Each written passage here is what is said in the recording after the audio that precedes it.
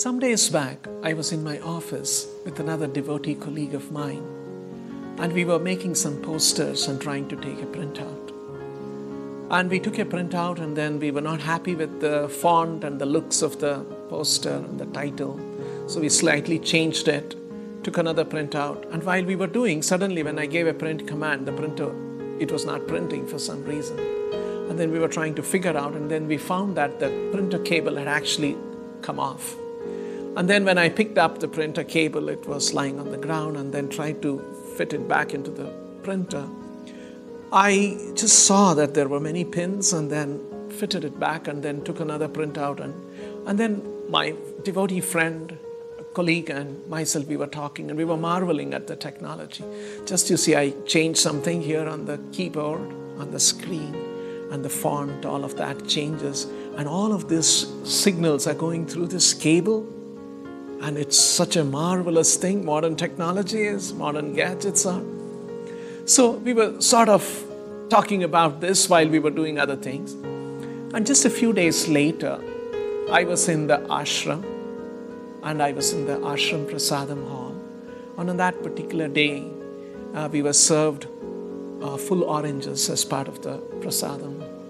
And that particular orange that I got on my plate had a small stem sticking to it. Usually its stem comes off, but in this particular case, there was the orange with the stem.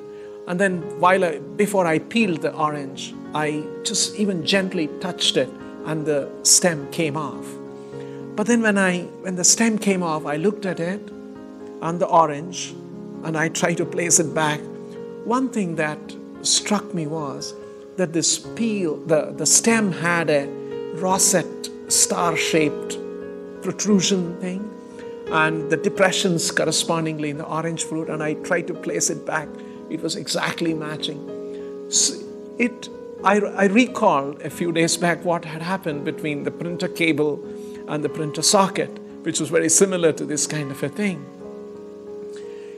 Then I was just wondering, now when this stem was connecting to this orange, and this orange was a few days back or a weeks back in the plant, and it was green, and through this little stem and that connection, a lot of chemicals, biochemicals, were actually flowing through, and complex biochemical processes were happening in the orange fruit, and to make it citric, to make it sweet, to give the right orange flavor.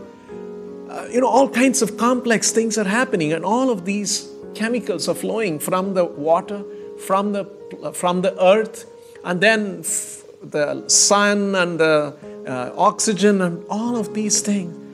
And isn't it a very marvelous thing? Just all of this flowing through this little cable connection, stem on the orange fruit. And mind you, some days back when the orange fruit was still unripe, the outer covering was green so that it camouflages with the rest of the plant. And internal, very complex biochemical processes were going on.